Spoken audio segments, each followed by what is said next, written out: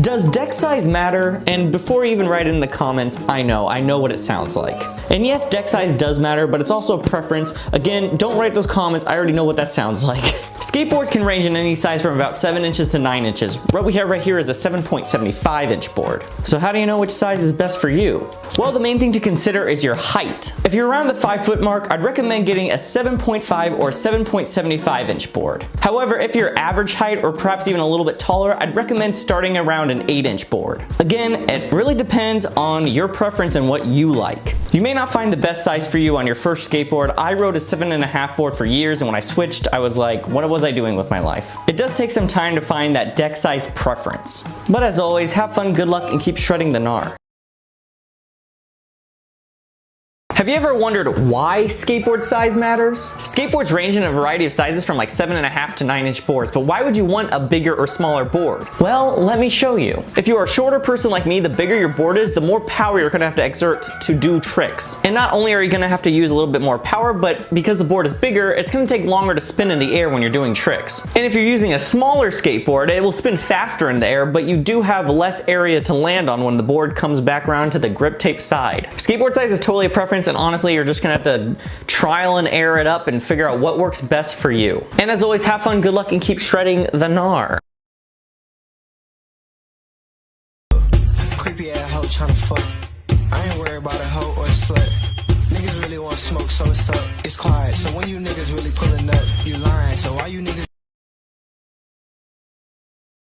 So when should you switch out to a new deck? Well, obviously if your board snaps in half or starts breaking off in huge chunks, like my current board, you should probably switch to a new deck. However, there are some other ways to tell. The most obvious is when the board starts losing its pop. Essentially that means when the tail starts to become flat. For example, here is a brand new board that hasn't been used, and here is an old deck. You can tell that over time the tail of the board has really started to flatten out. This is bad because it requires you to put more effort into getting your board off the ground. Another way to tell is when your board isn't breaking off into huge chunks, but smaller pieces of wood keep chipping away. This is kind of like a warning sign to start looking for a new deck. I love switching to a new deck. It's a nice clean little reset and feels so good to just cruise around on a new board. Anyway, have fun, good luck, and keep shredding the gnar.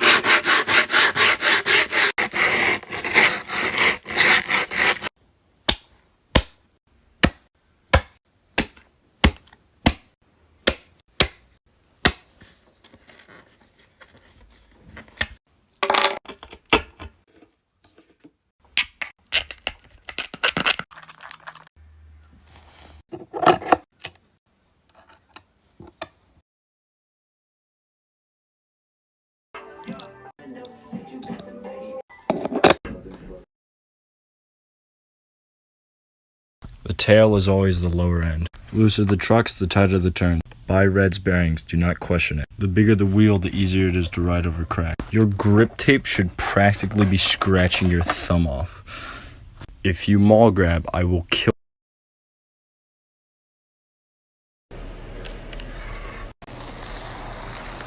That's it.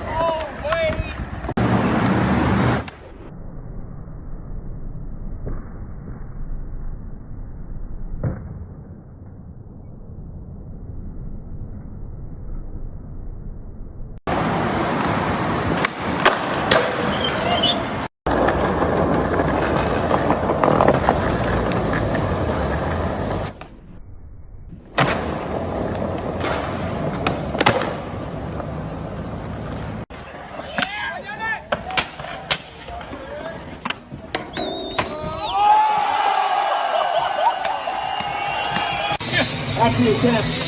Here they go.